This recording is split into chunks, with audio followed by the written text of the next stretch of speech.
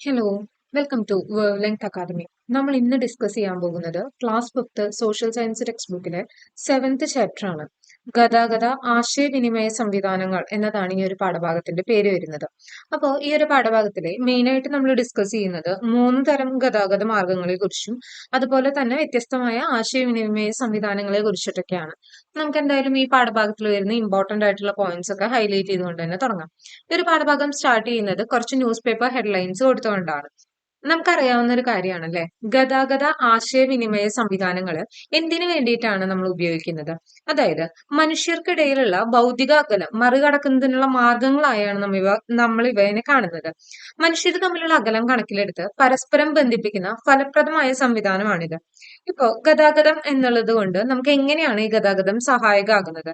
ഒന്നല്ലെങ്കിൽ ജനങ്ങളെയോ അല്ലെങ്കിൽ ചരക്കുകളെയോ ഒരു സ്ഥലത്തു നിന്ന് മറ്റൊരു സ്ഥലത്തിലേക്ക് കൊണ്ടുപോകാനാണ് നമ്മൾ എന്ത് ചെയ്യുന്നത്, ഗതാഗതം സഹായിക്കുന്നത്.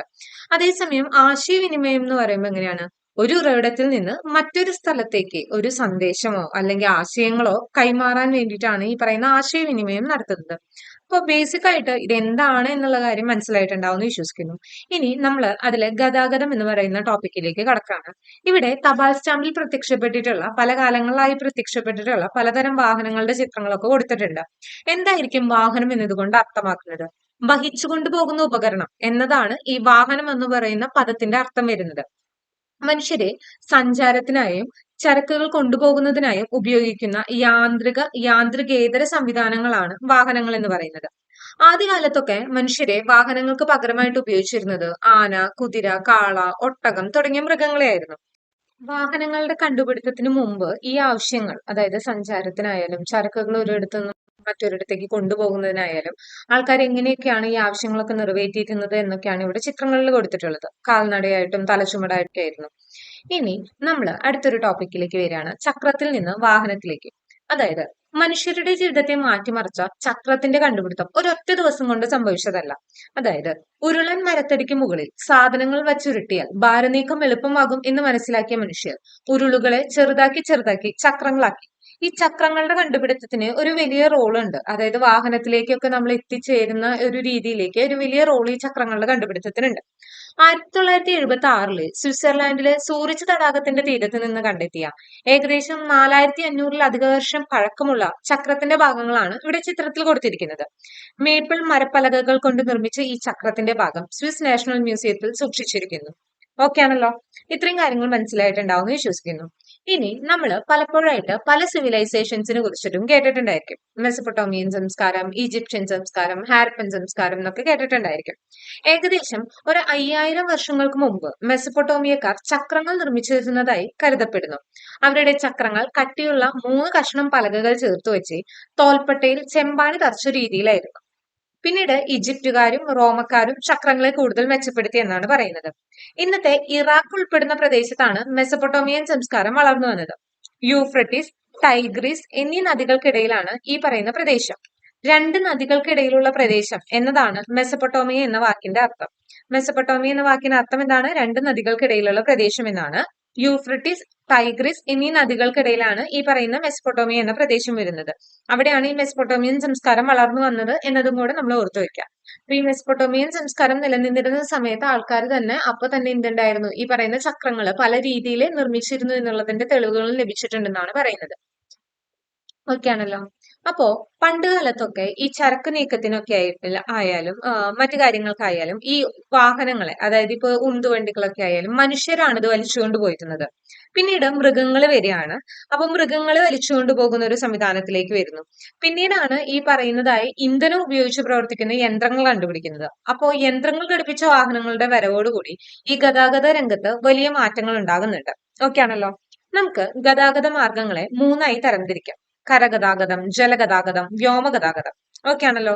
ഇതിലെ കരഗതാഗതത്തിലെ റോഡ് ഗതാഗതവും വരുന്നുണ്ട്, റെയിൽ ഗതാഗതവും വരുന്നുണ്ട്. ജലഗതാഗതത്തിലെ ഉൾനാടൻ ഗതാഗതം, കടൽ അഥവാ സമുദ്ര ഗതാഗതം വരുന്നുണ്ട്. വ്യോമഗതാഗതത്തിലാണെങ്കിൽ ദേശീയ വ്യോമഗതാഗതവും അന്തർദേശീയ വ്യോമഗതാഗതവും വരുന്നുണ്ട്. നമുക്ക് ഇനി ഇതിലെ ഓരോ ഭാഗത്തെ കുറിച്ചും ഡീറ്റെയിൽ ആയി നോക്കാം. ആദ്യം പറയുന്നത് കരഗതാഗതമാണ്. അതിൽ തന്നെ ആദ്യത്തെ റോഡ് ഗതാഗതത്തെ കുറിച്ചാണ് നമ്മൾ പറയുന്നത്. അപ്പോ നമുക്ക് വാഹനങ്ങളുടെ സുഗമമായ സഞ്ചാരം സാധ്യമാക്കണമെങ്കിൽ എന്ത് വേണം? സഞ്ചാരപാതകൾ വേണം. പണ്ടൊക്കെ ഒറ്റയടിപ്പാതകളും മൺപാതകളും കൽപ്പാക്കിയ പാതകളൊക്കെ ആയിരുന്നു. പിന്നീട് കാലത്തിനനുസരിച്ച് കോൺക്രീറ്റ് പാതകളും ടാർ ചെയ്ത പാതകളും ഒക്കെ ആയിട്ട് വ്യത്യാസങ്ങൾ വരുന്നുണ്ട്. ഇനി നമ്മൾ മക് ആദം റോഡുകളെ കുറിച്ചാണ് പറയുന്നത്.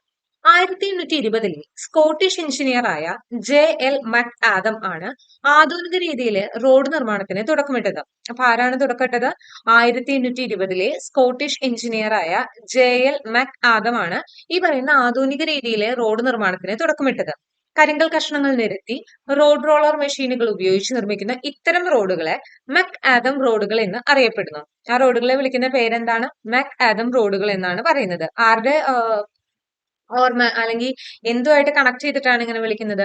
സ്കോട്ടിഷ് എഞ്ചിനീയറായ JL മക് ആദം ആണ് ഈ പറയുന്ന റോഡ് നിർമ്മാണത്തിന് തുടക്കമിട്ടത്. അതുകൊണ്ടാണ് ആ റോഡുകളെ മക് ആദം റോഡുകൾ എന്ന് നമ്മൾ പറയുന്നത്. ഓക്കെ ആണല്ലോ. നമ്മുടെ രാജ്യത്ത് ഗ്രാമീണ പാതകൾ വരുന്നുണ്ട്, സംസ്ഥാന പാതകൾ വരുന്നുണ്ട്, ദേശീയ പാതകൾ വരുന്നുണ്ട്, എക്സ്പ്രസ് ഹൈവേകൾ വരുന്നുണ്ട്. അങ്ങനെ ഒരു ബൃഹത്തായ റോഡ് ശൃംഖല തന്നെ നമ്മുടെ രാജ്യത്ത് നിലനിൽക്കുന്നുണ്ട്. ലോകത്തിലെ രണ്ടാമത്തെ വലിയ റോഡ് ശൃംഖല ഇന്ത്യയിലാണ്. ഈ പോയിന്റ് നമുക്ക് ഇമ്പോർട്ടന്റ് ആയിട്ടുള്ള കാര്യമാണ്. ലോകത്തിലെ രണ്ടാമത്തെ വലിയ റോഡ് ശൃംഖല ഇന്ത്യയിലാണ് എന്നുള്ള കാര്യം കൂടെ ശ്രദ്ധിച്ചു വെച്ചേക്കാം. അപ്പോ ഒരു രാജ്യത്തെ സംബന്ധിച്ചിടത്തോളം അതിന്റെ സാമൂഹിക സാമ്പത്തിക വളർച്ച ഉറപ്പുവരുത്തുന്നതിൽ റോഡ് ഗതാഗതത്തിന് പ്രധാനമായ ഒരു പങ്കുണ്ട്. നമ്മൾ ഇന്ത്യയിലെ പ്രധാന ഹൈവേകളെ കുറിച്ച് നോക്കാം. ആദ്യം നമ്മൾ പറയുന്നത് സുവർണ ചതുഷ്കോണം അഥവാ ഗോൾഡൻ ക്വാഡ്രിലേറ്ററിനെ കുറിച്ചിട്ടാണ്. ഇന്ത്യയിലെ പ്രധാന വ്യാവസായിക കാർഷിക കേന്ദ്രങ്ങളെ ബന്ധിപ്പിക്കുന്ന ദേശീയപാത ശൃംഖലയാണിത്. അതായത് നമുക്ക് ഇവിടെ മാപ്പിൽ നിന്ന് വ്യക്തമാവുന്നുണ്ട് 4 പോയിന്റ്സിനെ കണക്ട് ചെയ്തുകൊണ്ടിട്ടുള്ള ഒരു ഹൈവേയുടെ ഒരു രൂപമാണ് ഇവിടെ കൊടുത്തിട്ടുള്ളത്. ഏതൊക്കെയാണ് 4 പോയിന്റ്സ്?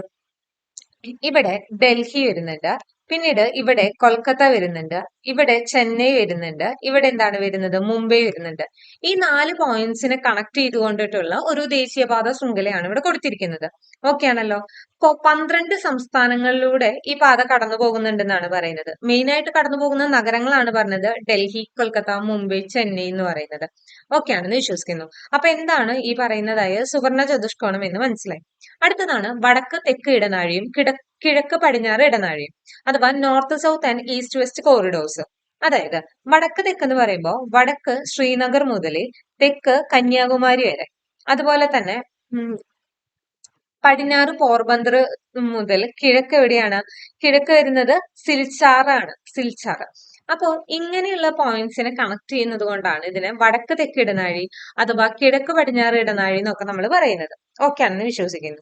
അടുത്തൊരു കാര്യം എന്ന് പറഞ്ഞാൽ പലതരം വാഹനങ്ങളുടെ ചിത്രങ്ങളൊക്കെയാണ് നമ്മളിവിടെ കൊടുത്തിട്ടുള്ളത്. ഇപ്പോ റോഡ് ഗതാഗതത്തെ കുറിച്ച് നമ്മൾ പറയുകയുണ്ടായി. താരതമ്യേന ചെലവ് കുറവാണ് റോഡ് ഗതാഗതത്തിന്. എല്ലാ വിഭാഗം ജനങ്ങൾക്കും പ്രാപ്യമാകുന്നതാണ്. ഹ്രസ്വദൂര യാത്രകൾക്ക് ഏറ്റവും അനുയോജ്യമായിട്ടുള്ളതാണ്. നമുക്ക് എപ്പോഴും കൂടുതൽ ആക്സസിബിൾ ആയിട്ടുള്ളതും ഈ പറയുന്ന റോഡ് ഗതാഗതമാണ്. അടുത്തൊരു കാര്യമാണ് റെയിൽ ഗതാഗതം. അപ്പൊ കരഗതാഗതത്തിലെ 2 മാർഗങ്ങൾ ഉണ്ടെന്ന് പറഞ്ഞു. റോഡ് ഗതാഗതം വരുന്നുണ്ടായിരുന്നു, ഒന്ന് റെയിൽ ഗതാഗതം വരുന്നുണ്ടായിരുന്നു. നമ്മൾ ഇനി റെയിൽ ഗതാഗതത്തിലേക്ക് കടക്കുകയാണ്. ഏത് പ്രായക്കാർക്കും കൗതുകം ഉണർത്തുന്ന ഒരു കാഴ്ചയാണ് തീവണ്ടി എന്ന് പറയുന്നത്. നമുക്ക് എന്തായാലും ആവശ്യമുള്ള കാര്യങ്ങളിലേക്ക് നോക്കാം. ബ്രിട്ടനിലാണ് റെയിൽവേ സംവിധാനം ആരംഭിച്ചത്. എവിടെയാണ് ആരംഭിച്ചത്? ബ്രിട്ടനിലാണ് ആരംഭിച്ചത്. ആവിയന്ത്രത്തിന്റെ കണ്ടുപിടുത്തത്തോടെയാണ് ലോക്കോമോട്ടീവ് എന്ന തീവണ്ടി ഉദയം ചെയ്തത്. 1825 ജോർജ് സ്റ്റീഫൻസൺ ബ്രിട്ടനിലെ ആദ്യത്തെ ലോക്കോമോട്ടീവ് തീവണ്ടി എഞ്ചിൻ നിർമ്മിച്ചു. ഇത് പ്രവർത്തിപ്പിക്കാനുള്ള ഇന്ധനമായി കൽക്കരിയാണ് ഉപയോഗിച്ചിരുന്നത്. പിൽക്കാലത്ത് സാങ്കേതിക വികാസത്തിന്റെ ഫലമായി ഡീസൽ എഞ്ചിനുകളും ഇലക്ട്രിക് എഞ്ചിനുകളും നിലവിൽ വന്നു. അപ്പോ 1825 ജോർജ് സ്റ്റീഫൻസൺ ആണ് ബ്രിട്ടനിലെ ആദ്യത്തെ ലോക്കോമോട്ടീവ് തീവണ്ടി എഞ്ചിൻ നിർമ്മിച്ചതെന്ന് പറയുന്നു. അതിനുശേഷമാണ് എന്ത് വരുന്നത്? ഇപ്പൊ അന്ന് കൽക്കരിയായിരുന്നു ഇന്ധനമായി ഉപയോഗിച്ചിരുന്നത്. പിൽക്കാലത്ത് എന്താണ്? ഡീസൽ എഞ്ചിനുകളും ഇലക്ട്രിക് എഞ്ചിനുകളും നിലവിൽ വന്നിട്ടുണ്ട്. ബ്രിട്ടനിലാണ് ഈ പറയുന്നതായ റെയിൽവേ സംവിധാനം ആരംഭിച്ചത്. 1825 ഇംഗ്ലണ്ടിലെ സ്റ്റോക്ടൺ, ഡാർലിംഗ്ടൺ എന്നീ നഗരങ്ങളെ ബന്ധിപ്പിച്ചുകൊണ്ട് ലോകത്തെ ആദ്യത്തെ റെയിൽ പാത നിർമ്മിക്കപ്പെട്ടു. ഏത് നഗരങ്ങളെയായിരുന്നു അന്ന് ബന്ധിപ്പിച്ചിരുന്നത്? സ്റ്റോക്ടൺ, ഡാർലിംഗ്ടൺ എന്ന് പറയുന്ന 2 നഗരങ്ങളെയാണ് ബന്ധിപ്പിച്ചിരുന്നത്. ഓൾറെഡി ബ്രിട്ടനിലാണ് ഇതിന് തുടക്കം കുറിച്ചതെന്ന് നമ്മൾ ഓൾറെഡി പറഞ്ഞിട്ടുണ്ടായിരുന്നു. ഇനി ജോർജ് സ്റ്റീഫൻസൺ നിർമ്മിച്ച സ്റ്റീഫൻസൺ റോക്കറ്റ് എന്ന ലോക്കോമോട്ടീവ് ഈ പാതയിലൂടെ ഓടിച്ചുകൊണ്ടാണ് ലോകത്തെ റെയിൽ ഗതാഗതത്തിന് തുടക്കം കുറിച്ചത്. എന്തായിരുന്നു അതിന്റെ പേര് പറഞ്ഞിരുന്നത്? സ്റ്റീഫൻസൺ റോക്കറ്റ് എന്നായിരുന്നു. ഓക്കെ ആണെന്ന് വിശ്വസിക്കുന്നു. ഇനി ഇന്ത്യയിൽ എപ്പോഴാണ് ഈ പറയുന്നതായിട്ടുള്ള ട്രെയിൻ അല്ലെങ്കിൽ റെയിൽ ഗതാഗതം തുടങ്ങുന്നത്? നമുക്കറിയാം ബ്രിട്ടീഷുകാര് ഒരുപാട് കൊല്ലങ്ങള് നമ്മുടെ ഇന്ത്യനെ അവരെ കോളനിയാക്കി വെച്ചിട്ടുണ്ടായിരുന്നു. അപ്പോ ബ്രിട്ടീഷുകാരെ സംബന്ധിച്ചിടത്തോളം നമ്മുടെ ഇന്ത്യയിൽ നിന്ന് ലഭിക്കുന്നതായ അസംസ്കൃത വസ്തുക്കളായാലും പ്രകൃതി വിഭവങ്ങളായാലും അവർക്ക് അവരവരുടെ നാട്ടിലേക്ക് യൂറോപ്പിലേക്ക് കടൽ മാർഗ്ഗമാണ് കൊണ്ടുപോയിരുന്നത്. അപ്പൊ ഈ തുറമുഖത്തിലേക്ക് എത്തുന്ന ആ ഒരു ദൂരം ആ ഒരു രീതി ലാഭിക്കാൻ വേണ്ടിയിട്ട് അല്ലെങ്കിൽ ഈ തുറമുഖത്തിലേക്ക് എത്തിക്കാനുള്ള എളുപ്പവഴി എന്ന രീതിയിലാണ് ഇവര് റെയിൽ ഗതാഗതം ഇന്ത്യയിൽ ആരംഭിക്കുന്നത്. ഇന്ത്യയിലെ റെയിൽ ഗതാഗതം ആരംഭിക്കുന്നത് 1853-ലാണ്. എവിടം തൊട്ട് എവിടെ വരെയായിരുന്നു? ബോംബെ ടു താനെ വരെയാണ്. ബോംബെ എന്ന് പറയുമ്പോൾ ഇപ്പോഴത്തെ മുംബൈ വരുന്നു. ബോംബെ ടു താനെ വരെ 1853-ലാണ് ഈ പറയുന്ന ഇന്ത്യയിലെ ആദ്യത്തെ റെയിൽപാത നിർമ്മിക്കുന്നത്. കേരളത്തിലാണെങ്കിൽ ബേപ്പൂർ ടു തിരൂരാണ് 1861-ലാണ് എന്നുള്ളത് കൂടെ മനസ്സിലാക്കാം. ഒരുപാട് പേർക്ക് സഹായമാകുന്നതാണ് ഈ പറയുന്ന റെയിൽ ഗതാഗതം എന്ന് പറയുന്നത്. അതായത് ഒരു പൊതുഗതാഗത മാർഗം ആയതുകൊണ്ട് തന്നെ എന്താണ് നമ്മൾക്ക് ഈ അന്തരീക്ഷം മലിനീകരണത്തിന്റെ അളവും പൊതുവെ കുറവായിരിക്കും. ഇനി എന്താണ് മെട്രോ റെയിൽ?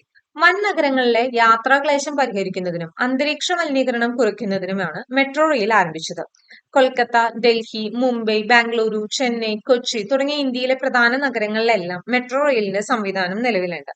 ഇനി നമ്മൾ പറഞ്ഞല്ലോ എന്തൊക്കെയായിരിക്കും റെയിൽ ഗതാഗതത്തിന്റെ മേന്മകൾ? ഒരുപാട് പേർക്ക് യാത്ര ചെയ്യാൻ സാധിക്കും. സമ്പദ് വ്യവസ്ഥയുടെ വളർച്ചയിൽ തന്നെ പ്രധാന പങ്ക് വഹിക്കുന്നുണ്ട്. കൂടുതൽ ചരക്ക് നീക്കത്തിന് സഹായിക്കുന്നുണ്ട്. അന്തരീക്ഷ മലിനീകരണം പൊതുവെ കുറവാണ്. അപ്പൊ അങ്ങനെയുള്ള ഒരുപാട് പോയിന്റ്സ് നമുക്ക് അതിൽ കണക്ട് ചെയ്ത് പറയാവുന്നതാണ്. അടുത്തൊരു കാര്യമാണ് ജലഗതാഗതം. നമ്മളിപ്പോ ഓൾറെഡി കരഗതാഗതത്തെ കുറിച്ച് പറയുകയുണ്ടായി. ജലഗതാഗതം പറഞ്ഞു കഴിഞ്ഞപ്പോ നമ്മൾ പറഞ്ഞിട്ടുണ്ടായിരുന്നു മുൻപ് തന്നെ ഉൾനാടൻ ജലഗതാഗതം വരുന്നുണ്ട്, സമുദ്ര അല്ലെങ്കിൽ കടൽ ജലഗതാഗതം വരുന്നുണ്ട് എന്ന് പറഞ്ഞു. ഇനി അതിന്റെ കാര്യങ്ങളിലേക്ക് നോക്കാം. ഇവിടെ ആദ്യകാലത്ത് മനുഷ്യര് ഈ ജലത്തിലൂടെ ജലഗതാഗതത്തിന് ഉപയോഗിച്ചിരുന്ന തോണീനെ കുറിച്ചിട്ടാണ് കൊടുത്തിരിക്കുന്നത്. അതായത് ഒരു മരത്തടി എടുത്തിട്ട് അതിന്റെ ഉൾഭാഗം മാത്രം തീയിട്ടിട്ട് കരിച്ച് പൊള്ളയാക്കും. എന്നിട്ട് അങ്ങനെയാണ് അവർ യാത്ര ചെയ്തിരിക്കുന്നത്. അപ്പൊ ആ ഉൾഭാഗം മാത്രം ഒന്ന് കേർവ്ഡ് ഷേപ്പിൽ നിൽക്കും. അതാണ് തോണിയായിട്ടൊക്കെ അവർ ആദ്യകാലത്ത് ഉപയോഗിച്ചിരുന്നത്. പിന്നീടാണ് ഇതിൽ വ്യത്യസ്തമായ കാര്യങ്ങൾ വരികയും ഇതിൽ ഒരുപാട് വ്യത്യസ്തതകൾ വന്ന് കപ്പല്, ബോട്ട് അങ്ങനെയുള്ള പല രീതിയിലേക്ക് വരുന്നത്. മെസപ്പൊട്ടോമിയൻ സംസ്കാരത്തെ കുറിച്ച് നമ്മൾ മുൻപ് പറയുകയുണ്ടായി. മെസപ്പൊട്ടോമിയൻ ജനത വ്യാപാര രംഗത്ത് കപ്പലുകൾ പോലെയുള്ള ജലയാനങ്ങൾ ഉപയോഗിച്ചിരുന്നു. തുഴകളാലും നീളൻ കമ്പുകളാലും മുന്നോട്ട് നീക്കിക്കൊണ്ടു പോകുന്ന വിവിധ വലുപ്പത്തിലുള്ള ജലയാനങ്ങൾ ഇവർ നിർമ്മിച്ചിരുന്നു. ചരക്കു നീക്കത്തിനും സഞ്ചാരത്തിനും ഈ ജലയാനങ്ങൾ ഉപയോഗിച്ചു. അതായത് മെസപ്പൊട്ടോമിയൻ സംസ്കാരം വളർന്നു വരുന്ന ആ കാലഘട്ടത്തിൽ തന്നെ ഈ പറയുന്ന ജലയാനങ്ങൾ, അതായത് ഇപ്പോ ഈ ജലത്തിലൂടെ യാത്ര ചെയ്യാനുള്ള സഹായകമാകുന്ന ഈ പറയുന്ന തോണി പോലെയുള്ള വസ്തുക്കളൊക്കെ അന്ന് തന്നെ ഉപയോഗത്തിലുണ്ടായിരുന്നു എന്നാണ് പറയുന്നത്. അടുത്തതാണ് സിന്ധു നദീതട സംസ്കാര കേന്ദ്രമായ ഗുജറാത്തിലെ ലോഥലിൽ കപ്പൽ നിർമ്മാണ കേന്ദ്രത്തിന്റെ അവശിഷ്ടങ്ങൾ കണ്ടെത്തിയിട്ടുണ്ടെന്നാണ് പറയുന്നത്.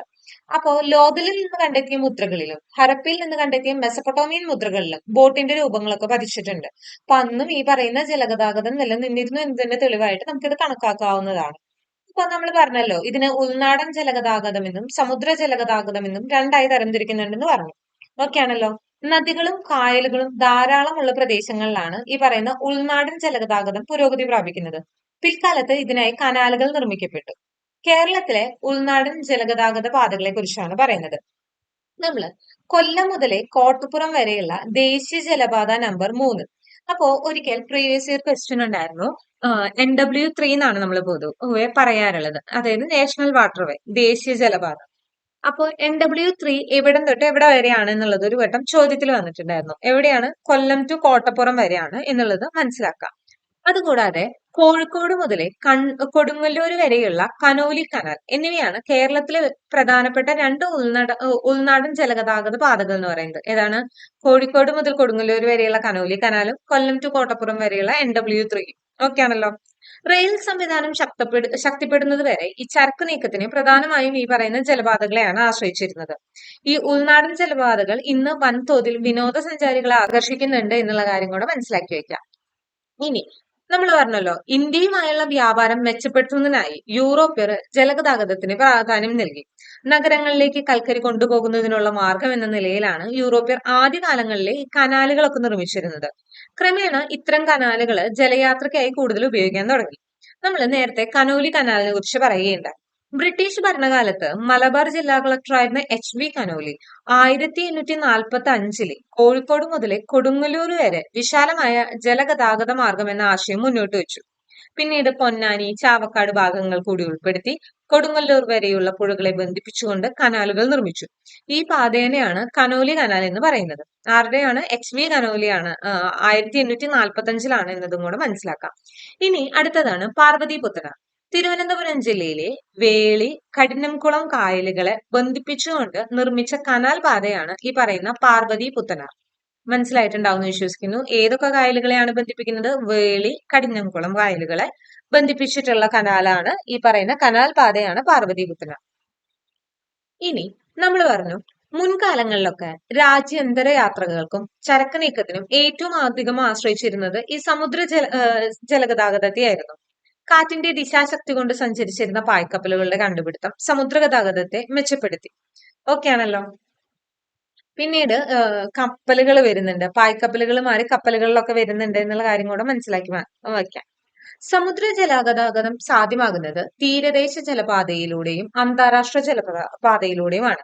രാജ്യത്തിന്റെ തീരത്ത് സ്ഥിതി ചെയ്യുന്ന തുറമുഖങ്ങൾക്കിടയിൽ ചരക്കുകളെയും യാത്രക്കാരെയും കൊണ്ടുപോകുന്നത് തീരദേശ ജലപാതകൾ വഴിയാണ്. ഇത് രണ്ടും കൂടുന്നതാണ് ഈ സമുദ്ര ജലപാത എന്ന് പറയുന്നത്. നമ്മുടെ ഇമ്പോർട്ടിങ്, എക്സ്പോർട്ടിങ് അങ്ങനത്തെ കാര്യങ്ങളൊക്കെ കൂടുതലായിട്ട് വരുന്നത് ഈ ഒരു സമുദ്ര ജലഗതാഗതത്തിന്റെ വഴിയിലാണ്. ഓക്കെ ആണെന്ന് വിശ്വസിക്കുന്നു. അടുത്ത നമ്മൾ പറയാൻ പോകുന്നത് വ്യോമഗതാഗതത്തെ കുറിച്ചിട്ടാണ്. ഫ്രാൻസിലെ ഒരു കടലാസ് ഫാക്ടറി ഉടമയായിരുന്നു ജാക്കിസ് മോൺഗോൾഫിയർ. അപ്പോ നനഞ്ഞ വസ്ത്രം പെട്ടെന്ന് ഉണക്കുന്നതിനായിട്ട് ഇതിന്റെ താഴെ തീ കൂട്ടി കത്തിക്കുകയായിരുന്നു ഇദ്ദേഹത്തിന്റെ ഭാര്യ. ഉണങ്ങാനിട്ടിരുന്ന വസ്ത്രം ആകാശത്തേക്ക് പറന്നുയർന്നത് അദ്ദേഹത്തിന് അതിശയം ഉളവാക്കി. ഈ ഒരു ചിന്തയുടെ ബേസിസിൽ അദ്ദേഹവും അദ്ദേഹത്തിന്റെ സഹോദരനായ ജോസഫ് മോണ്ട് ഗോൾഫിയറുമായി ചേർന്ന് ഒരു കൂറ്റൻ ബലൂൺ ഇദ്ദേഹം നിർമ്മിക്കുകയാണ്. പിന്നീട് ആ ബലൂൺ പറന്നു പൊങ്ങുന്നുണ്ട്. അതിനുശേഷം അവിടെ തീ കൊടുക്കുമ്പോൾ അത് പറന്നു പൊങ്ങുന്നുണ്ട്. അതിനുശേഷം ഇതിന് താഴെ കുട്ടകള് ഘടിപ്പിച്ചുകൊണ്ട് ആ കുട്ടയിലെ കോഴി, താറാവ് എന്നിവരെ യാത്രക്കാരാക്കുന്നുണ്ട്. ഓക്കെ ആണല്ലോ. അങ്ങനെ ജാക്കിസും ജോസഫും ആ ബലൂൺ വാഹനത്തിൽ പാരീസ് നഗരത്തിന് മുകളിലൂടെ അരമണിക്കൂർ പറന്നു എന്നാണ് പറയുന്നത്. 1783 ഈ ഒരു സംഭവമാണ് പിന്നീടുള്ള ആകാശയാത്രകൾക്കൊക്കെ തുടക്കം കുറിക്കുന്നത്. ചൂടുവായു നിറച്ച ബലൂണുകളാണ് മനുഷ്യർ ആകാശയാത്രയ്ക്ക് ആദ്യം ഉപയോഗിച്ചിരുന്നത്. അതിനുശേഷം എന്താണ്? സാന്ദ്രത കുറഞ്ഞ വാതകങ്ങൾ വലിയ ബലൂണുകളിൽ നിറച്ച് ആകാശ കപ്പലുകൾ നിർമ്മിച്ചു. തുടർന്ന് വേഗത കുറച്ച് താഴെ എത്താൻ സഹായിക്കുന്ന പാരച്യൂട്ടുകൾ കണ്ടുപിടിച്ചു. പക്ഷെ ഇവയൊന്നും മനുഷ്യർക്ക് സൗകര്യപ്രദമായി നിയന്ത്രിച്ചുപയോഗിക്കാൻ കഴിഞ്ഞിരുന്നവയല്ല. ആദ്യമായി നിർമ്മിച്ച ആകാശ കപ്പലിന്റെയും പാരച്യൂട്ടിന്റെ ഒക്കെ ചിത്രങ്ങളാണ് ഇവിടെ കൊടുത്തിട്ടുള്ളത്. ഓക്കെ ആണല്ലോ. ഇനി ഇന്ന് നമ്മൾ കാണുന്ന വിമാനത്തിന്റെ ആദ്യ രൂപം എന്ന് പറയാവുന്ന തരത്തിൽ വിമാനം നിർമ്മിക്കുന്നത് അമേരിക്കക്കാരായ റൈറ്റ് സഹോദരന്മാരാണ്. അവരെ പറയുന്നത് ഓർവിൽ റൈറ്റും വിൽബർ റൈറ്റും കൂടിയിട്ടാണ്. റൈറ്റ് സഹോദരന്മാർ എന്നാണ് പൊതുവെ പറയാറുള്ളത്. അമേരിക്കക്കാരായ ഈ റൈറ്റ് സഹോദരന്മാരാണ് ഇന്നത്തെ വിമാനത്തിന്റെ ഒരു ആദ്യത്തെ രൂപം നിർമ്മിക്കുന്നത്. ഇവർ നിർമ്മിച്ച വിമാനത്തിന്റെ പേര് ഫ്ലയർ 1 എന്നായിരുന്നു. അതിന്റെ ചിത്രമാണ് ഇവിടെ കൊടുത്തിരിക്കുന്നത്. അവര് അമേരിക്കയിലെ നോർത്ത് കരോലിനയിൽ നിന്ന് 1903 ഡിസംബർ 17 ഈ ഫ്ലയർ 1 പറന്നുയർന്നത്. എന്താണ്? 1903 ഡിസംബർ 17 ഫ്ലയർ 1 പറന്നുയർന്നത്. കാലക്രമേണ ഹെലികോപ്റ്ററുകളും ജെറ്റ് വിമാനങ്ങളും യാത്രാ വിമാനങ്ങളും സൂപ്പർസോണിക് വിമാനങ്ങൾ എന്നിവ നിർമ്മിക്കാൻ മനുഷ്യർക്ക് സാധിച്ചു. രാജ്യത്തിനകത്തായാലും പുറത്തായാലും ദീർഘദൂര യാത്രകൾക്ക് ഏറ്റവും പ്രയോജനപ്പെടുന്ന ഒരു ഗതാഗത മാർഗം എന്ന് പറയുന്നതാണ് ഈ വ്യോമഗതാഗതം. ഏറ്റവും വേഗതയേറിയ ഗതാഗത സംവിധാനവും ഇത് തന്നെയാണ്. സൈനിക ആവശ്യങ്ങൾക്കും എന്താണ് നമ്മൾ ഈ ഒരു കാര്യം ഉപയോഗിക്കാറുണ്ട്. ഇന്ത്യയിലെ സംബന്ധിച്ചിടത്തോളം 20-ാം നൂറ്റാണ്ടിന്റെ ആരംഭത്തോടെയാണ് ഇന്ത്യയിലെ വ്യോമഗതാഗതം ആരംഭിക്കുന്നത്.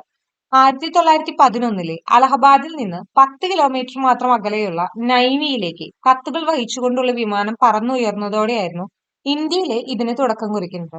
എന്നാണ് 1911 അലഹബാദിൽ നിന്ന് നൈനിയിലേക്കാണ് ഈ പറയുന്ന യാത്രയുണ്ടായിരുന്നത് എന്ന് കൂടെ മനസ്സിലാക്കാം. 1912 ഇന്ത്യയിലേക്കും തിരിച്ചുമുള്ള ആദ്യത്തെ അന്താരാഷ്ട്ര വിമാനം ലണ്ടനിൽ നിന്ന് കറാച്ചിയിലേക്കും അവിടെ നിന്ന് ഡൽഹിയിലേക്കും സർവീസ് നടത്തി. അപ്പോൾ അന്താരാഷ്ട്ര വിമാനം പറന്നുയരുന്നത് 1912 ഇന്ത്യയിലെ ആദ്യത്തെ വാണിജ്യ വിമാന കമ്പനി ആയ ടാറ്റ എയർലൈൻസ് 1932 കറാച്ചി മുതൽ മുംബൈ വരെ ആദ്യ സർവീസ് നടത്തി. ഇന്ത്യയിലെ ആദ്യത്തെ വിമാനത്താവളം മുംബൈയിലെ ജുഹുവിലാണ്. അപ്പൊ മുംബൈയിലെ ജുഹുവിലാണ് ആദ്യത്തെ വിമാനത്താവളം വരുന്നത്. ലോകത്തിലെ ഏറ്റവും വിപുലമായ വ്യോമഗതാഗത ശൃംഖലയുള്ള രാജ്യങ്ങളിൽ ഒന്നായി ഇന്ത്യ ഇന്ന് മാറിക്കഴിഞ്ഞിരിക്കുന്നു. ഓക്കെ ആണല്ലോ. ഇതിന്റെ മേന്മകൾ എന്താണ് നമുക്ക് പറയാനാവുന്നത്? ഏറ്റവും വേഗതയേറിയതാണ്, ദേശീയ പ്രതിരോധത്തിന് ഉപയോഗിക്കുന്നുണ്ട്, വിവിധ ഭൂഖണ്ഡങ്ങളിലെ രാജ്യങ്ങളെ ബന്ധിപ്പിക്കുകയും ഭൂമിയെ ഒരു ആഗോള ഗ്രാമമാക്കുകയും ചെയ്യുന്നു, ദീർഘദൂര യാത്രകൾക്ക് എളുപ്പമാണ്. അങ്ങനെയുള്ള ഒരുപാട് കാര്യങ്ങൾ നമുക്ക് ഇതിന്റെ മേന്മയായിട്ട് പറയാവുന്നതാണ്. ഇവിടെ വായു മലിനീകരണത്തെ കുറിച്ചാണ് കൊടുത്തിരിക്കുന്നത്. നമ്മൾ പല രീതിയിലുള്ള ഈ പറയുന്നതായ ഗതാഗത മാർഗങ്ങളെ കുറിച്ച് പറയുകയുണ്ട്. അപ്പോ ഈ പബ്ലിക് ട്രാൻസ്പോർട്ട് കൂടുതൽ ഉപയോഗിക്കുകയാണെങ്കിൽ നമുക്ക് എന്താണ് കുറെ അധികം ഈ അന്തരീക്ഷത്തിൽ ഉണ്ടാകുന്ന മലിനീകരണം കുറയ്ക്കാനായിട്ട് സാധിക്കും. ഇപ്പൊ വർദ്ധിച്ച ഗതാഗത കുരുക്ക്, വായു മലിനീകരണം, ശബ്ദ മലിനീകരണം, ആരോഗ്യ പ്രശ്നങ്ങള്, അതുപോലെ വാഹന അപകടങ്ങള്, സമയത്തിന്റേതായ പ്രശ്നങ്ങളൊക്കെ ഉണ്ടാക്കുന്ന ഒരു ബുദ്ധിമുട്ടുകളൊക്കെ ഉണ്ടാക്കുന്നുണ്ട്. കൂടുതൽ പൊതുഗതാഗതമായാലും സൈക്കിൾ യാത്രകളായാലും ഇങ്ങനെയുള്ള ഒരുപാട് കാര്യങ്ങൾ ഉപയോഗിക്കുമ്പോൾ അതിൻ്റെതായ രീതിയിൽ അന്തരീക്ഷത്തിനും അത് കുറച്ചും കൂടെ ബെറ്റർ ആയിട്ടുള്ള ഒരു വഴിയാണ്. അടുത്തത് നമ്മൾ നമ്മുടെ സെക്കൻഡ് ടോപ്പിക്കായ ആശയവിനിമയത്തിലേക്കാണ് കടക്കുന്നത്. നമ്മൾ പറഞ്ഞു ഒരിടത്ത് നിന്നോ അല്ലെങ്കിൽ ഒരു വ്യക്തിയിൽ നിന്നോ വിവരങ്ങൾ മറ്റൊരിടത്തേക്കോ മറ്റൊരാളിലേക്കോ കൈമാറുന്നതിനെയാണ് പൊതുവായി ആശയവിനിമയം എന്ന് പറയുന്നത്. പ്രാചീന കാലം മുതൽക്ക് തന്നെ മനുഷ്യർ അവരുടെ ആവശ്യങ്ങൾക്ക് അനുസൃതമായി ഈ വ്യത്യസ്തങ്ങളായ ആശയവിനിമയ ഉപാധികൾ രൂപപ്പെടുത്തിയിട്ടുണ്ട്. സംഭാഷണങ്ങളിലൂടെ ആവാം, എഴുത്തിലൂടെ ആവാം, ഫോണിലൂടെ ആവാം, ഇന്റർനെറ്റിലൂടെ ആവാം, അങ്ങനെ പല രീതികളിലൂടെ നമുക്ക് ആശയങ്ങൾ അങ്ങോട്ടും ഇങ്ങോട്ടും കൈമാറാവുന്നതാണ്. ഇപ്പോ പണ്ട് കാലത്തൊക്കെ അതായത് ഈ ലിപികളൊക്കെ വരുന്നതിനൊക്കെ മുൻപ് ആംഗ്യങ്ങളിലൂടെയും പ്രത്യേക ശബ്ദങ്ങളിലൂടെയൊക്കെ ആയിരുന്നു ഇവർ ആശയങ്ങൾ കൈമാറിയിരുന്നത്. പിന്നീടാണല്ലോ ഈ പറയുന്ന ലിപികളൊക്കെ വരുന്നത്. ചിഹ്നങ്ങളും ചിത്രങ്ങളൊക്കെ ഉപയോഗിച്ച് പിന്നീട് ലിപികൾ വരുന്നു. ഏകദേശം ഒരു 5000 വർഷങ്ങൾക്ക് മുമ്പാണ് മനുഷ്യർ എഴുത്തുവിദ്യ രൂപപ്പെടുത്തിയത്. ക്യൂണിഫോം എന്ന പേരിൽ ഈ ലിപി അറിയപ്പെട്ടു. അപ്പൊ ആരാണ്? സുമേറിയക്കാരാണ് ആദ്യമായി എഴുത്തുവിദ്യ വികസിപ്പിച്ചത്. ക്യൂണിഫോം എന്നാണ് ഈ ലിപിനെ അറിയപ്പെട്ടത്. ഇത് കളിമൺ ഫലകങ്ങളിലൊക്കെയാണ് എഴുതിയിരുന്നത്. പിന്നീട് ഈജിപ്തിൽ രൂപം കൊണ്ട ലിപിയാണ് ഹൈറോഗ്ലിഫിക്സ് എന്ന് പറയുന്നത്. ഇപ്പോ ഹൈറോഗ്ലിഫിക്സ് ലിപിയുടെ ചിത്രമൊക്കെ ഇവിടെ കൊടുത്തിട്ടുണ്ട്. ഇപ്പോ ഈ എഴുതാൻ ഉപയോഗിച്ചിരുന്ന പ്രതലം ശിലയാണെങ്കിൽ അവിടെ കൂർത്ത കല്ലൊക്കെ ഉപകരണമായിട്ട് ഉപയോഗിച്ചുകൊണ്ടായിരുന്നു അത് എഴുതിയിരുന്നത്. ചെമ്പ് തകിടിലെ ലോഹ എഴുത്താണികൾ ഉപയോഗിച്ചായിരുന്നു എഴുതിയിരുന്നത്. താളിയോലകളിലെ എഴുത്താണി അഥവാ നാരായം ഉപയോഗിച്ചായിരുന്നു എഴുതിയത്. പിന്നീട് പണ്ട് കാലത്തൊക്കെ എങ്ങനെയാണ് ഈ പറയുന്ന ആശയവിനിമയത്തിന് ഈ പറയുന്ന കുതിരകള്, നായകള്, പക്ഷികളെയൊക്കെ ഉപയോഗിച്ചിട്ടുണ്ടായിരുന്നു. പിന്നീട് രാജഭരണകാലത്ത് രാജവിളംബരങ്ങളൊക്കെ നടത്തിയിട്ടുണ്ടായിരുന്നു. പിന്നീടാണ് അച്ചടി യന്ത്രമൊക്കെ വരുന്നത്. അച്ചടി സാങ്കേതിക വിദ്യ കണ്ടുപിടിച്ചതാരാണ്? ചൈനക്കാരാണ്. ആദ്യകാലങ്ങളിലെ അച്ചടി യന്ത്രങ്ങൾ മരക്കട്ടകൾ ഉപയോഗിച്ചാണ് പ്രവർത്തിച്ചിരുന്നത്. പിന്നീട് ജർമ്മൻകാരനായ ഗുട്ടൻബർഗ് ആണ് ഇരുമ്പ് ഉപയോഗിച്ചുള്ള അച്ചടി യന്ത്രം കണ്ടുപിടിക്കുന്നത്. അങ്ങനെ അച്ചടിയോട് വരവോട് കൂടിയിട്ടാണ് ഈ ആശയങ്ങളും വാർത്തകളും ഒക്കെ വേഗത്തിൽ പ്രചരിക്കാനായിട്ട് സഹായകമാകുന്നത്. പിന്നീട് നമുക്ക് അറിയേണ്ട ഒരു ഇമ്പോർട്ടന്റ് പോയിന്റ് ഇതാണ്. സംക്ഷേപ വേദാർത്ഥം, അതായത് പൂർണ്ണമായും മലയാളത്തിൽ അച്ചടിച്ച ആദ്യത്തെ പുസ്തകമാണ് സംക്ഷേപ വേദാർത്ഥം എന്ന് പറയുന്നത്. തപാൽ സംവിധാനങ്ങളെ കുറിച്ചാണ് പിന്നീട് പറയുന്നത്. തപാൽ സംവിധാനത്തിന്റെ കടന്നുവരവും ഈ ആശയവിനിമയം വേഗത്തിലാക്കുന്നുണ്ട്. അതുകൂടാതെ തന്നെ ഗതാഗത രംഗത്തുണ്ടാകുന്ന പുരോഗതിയും ഇതിനെ ഹെൽപ്പ് ചെയ്യുന്നുണ്ട്. പിന്നീടാണ് ഇന്റർനെറ്റ് വരുന്നത്. ഈ ഇന്റർനെറ്റിന്റെ വരവോട് കൂടിയിട്ട് എന്താണ് ഈ രംഗത്ത് വിപ്ലവകരമായ മാറ്റങ്ങൾ കൊണ്ടുവന്നു എന്നാണ് പറയുന്നത്. ഇപ്പോ ആശയവിനിമയം പറയുമ്പോൾ വ്യക്തിഗത ആശയവിനിമയം ഉണ്ട്, ബഹുജന ആശയവിനിമയം ഉണ്ട്. അതായത് ഒരു വ്യക്തിയിൽ നിന്ന് മറ്റൊരു വ്യക്തിയിലേക്ക് മാത്രം വരുന്നതിനെയാണ് വ്യക്തിഗത ആശയവിനിമയം വരുന്നത്. ബഹുജന ആശയവിനിമയം എന്ന് പറയുമ്പോൾ ഒരാള് പറയുന്നുണ്ടായിരിക്കും, കേൾക്കുന്നത് എത്രയാണ്? ഒരുപാട് ആളുകൾ ഉണ്ടായിരിക്കും. അപ്പൊ വ്യക്തിഗത ആശയവിനിമയത്തിന് ഉപയോഗിക്കുന്ന ഉപാധികളാണ് നമ്മളിവിടെ കൊടുത്തിട്ടുള്ളത്. Inland, telegraph, telephone, fax machine, internet, email, mobile phone etcetera. ഇനി ബഹുജന ആശയവിനിമയത്തിന് എന്തൊക്കെ ഉപാധികളാണ് ഉപയോഗിക്കുന്നത്? വർത്തമാന പത്രങ്ങള്, റേഡിയോ, ടെലിവിഷൻ, പൊതുയോഗം, തെരുവ് നാടകം, സെമിനാർ എന്നിവയൊക്കെ നമുക്ക് എന്താണ്? മാഗസിൻ, പുസ്തകങ്ങള്, സാമൂഹിക മാധ്യമങ്ങള്, ഇതൊക്കെ നമുക്ക് ഇതിന്റെ എക്സാമ്പിൾ ആയിട്ട് പറയാം. ഇനി നമ്മൾ പറഞ്ഞല്ലോ ഇന്റർനെറ്റിന്റെ വരവോടുകൂടി ഈ ആശയവിനിമയത്തിൽ ഒരുപാട് വിപ്ലവങ്ങൾ സൃഷ്ടിക്കുകയുണ്ടായി എന്ന് പറഞ്ഞു. അപ്പോ അതിലുള്ള കുറച്ച് പുതിയ സംവിധാനങ്ങളെ കുറിച്ചിട്ടൊക്കെയാണ് പറയുന്നത്. നമുക്ക് അറിയാവുന്ന കാര്യങ്ങളാണ്, ജസ്റ്റ് പറയുന്നു എന്ന് മാത്രം. വീഡിയോ കോൺഫറൻസ് എന്താണ്? അകലെയുള്ള ഒരു വ്യക്തിയുമായിട്ട് നമുക്ക് എന്ത് ചെയ്യാൻ സാധിക്കും? കണ്ടുകൊണ്ട് സംസാരിക്കാനും അതുപോലെ തന്നെ ആശയങ്ങൾ കൈമാറാനും കഴിയും. ഇ കൊമേഴ്സ് എന്ന് പറഞ്ഞു കഴിഞ്ഞാൽ സാധനങ്ങളും സേവനങ്ങളും വാങ്ങുന്നതിനും വിൽക്കുന്നതിനുമുള്ള സംവിധാനമാണ്. അതായത് ഇപ്പൊ ആമസോൺ, ഫ്ലിപ്കാർട്ട് അങ്ങനത്തെ സൈറ്റുകളൊക്കെ നമുക്ക് എക്സാമ്പിൾ ആയിട്ട് പറയാവുന്നതാണ്. പിന്നീടാണ് ഇമെയിൽ വരുന്നത്. അതായത് ഇലക്ട്രോണിക് മാധ്യമം ഉപയോഗിച്ച് സന്ദേശങ്ങൾ അയക്കുകയും സ്വീകരിക്കുകയും ശേഖരിക്കുകയും ചെയ്യുന്ന സംവിധാനമാണ്. പിന്നീട് വരുന്നതാണ് ടെലിമെഡിസിൻ. അതായത് വിവര സാങ്കേതിക വിദ്യയുടെ സഹായത്തോടുകൂടെ അകലെയുള്ള വിദഗ്ധ ഡോക്ടർമാരുടെ സേവനം ആരോഗ്യരംഗത്ത് ഉപയോഗപ്പെടുത്തുന്നതിനെയാണ് ടെലിമെഡിസിൻ എന്ന് പറയുന്നത്. ഇപ്പോ നമ്മള് ഈ ഒരു പാഠഭാഗത്തില് മെയിൻ ആയിട്ട് ഗതാഗത സംവിധാനങ്ങളെ കുറിച്ചിട്ടും ആശയവിനിമയ കാര്യങ്ങളെ കുറിച്ചിട്ടും ഒരുപാട് പറയുകയുണ്ടായി. ഇവിടെ കേരളത്തിന്റെ ഗതാഗത ഭൂപടം കൊടുത്തിട്ടുണ്ട്. ഇവിടെ സൂചികയിലെ പ്രകാരം റെയിൽവേ പോകുന്ന ചിഹ്നങ്ങളൊക്കെ നമുക്ക് കാണാവുന്നതാണ്. എന്നാൽ കേരളത്തിലെ 2 ജില്ലകളിലൂടെ റെയിൽപാത പോകുന്നില്ല. ഏതൊക്കെയാണ്? ഇടുക്കി, വയനാട്. നമുക്ക് ഈ ഗ്രാഫ് നന്നായി നോക്കിക്കഴിഞ്ഞാൽ മനസ്സിലാവുന്നുണ്ടായിരിക്കും. പിന്നീട് ഈ ഡാർക്ക് റെഡ് ലൈൻ കാണിക്കുന്നത് എന്താണ്? നാഷണൽ ഹൈവേസ് ആണ്. കേരളത്തിലൂടെ കടന്നുപോകുന്ന ഏറ്റവും നീളം കൂടിയ നാഷണൽ ഹൈവേ ഏതാണ്? NH-66 ആണ്. ദേ ഈ ചിത്രത്തിൽ നിന്ന് തന്നെ മനസ്സിലാവുന്നുണ്ട്. കേരളത്തിന്റെ വടക്കേ അറ്റം മുതൽ തെക്ക് വരെ എന്തുണ്ട്? ഈ NH-66 ഉണ്ട്. പിന്നെ തുറമുഖങ്ങൾ വരുന്നത് കൊച്ചി തുറമുഖം വരുന്നുണ്ട്, വിഴിഞ്ഞം തുറമുഖം വരുന്നുണ്ട്. അപ്പൊ ഇത്രയും കാര്യങ്ങളൊക്കെയാണ് ഈ ഒരു ഭൂപടത്തിൽ നിന്നും ഈ ഒരു പാഠഭാഗത്ത് നിന്നും മൊത്തമായിട്ട് നമുക്ക് മനസ്സിലാക്കാനുള്ളത്. അപ്പൊ മെയിൻ ആയിട്ടുള്ള ഇമ്പോർട്ടന്റ് പോയിന്റ്സ് ഒക്കെ നമ്മൾ ഓൾറെഡി ഹൈലൈറ്റ് ചെയ്തിട്ടുണ്ട്, പറഞ്ഞിട്ടുണ്ട്. അപ്പൊ എല്ലാ കാര്യങ്ങളും ശ്രദ്ധിക്കുക. വളരെ ഇമ്പോർട്ടന്റ് ആയിട്ടുള്ള ഒരു പാഠഭാഗം തന്നെയാണ്. ഈ ഒരു പാഠഭാഗം മനസ്സിലായിട്ടുണ്ടെങ്കിൽ നമ്മുടെ ചാനൽ ഒന്ന് സപ്പോർട്ട് ചെയ്യുക, ഒന്ന് സബ്സ്ക്രൈബ് ചെയ്യുക, നിങ്ങളുടെ അഭിപ്രായങ്ങളൊക്കെ കമന്റ് ചെയ്ത് അറിയിക്കുക. അപ്പൊ നമുക്ക് എന്തായാലും മറ്റൊരു ചാപ്റ്റർ ഡിസ്കഷനായി കാണാം. Okay, thank you.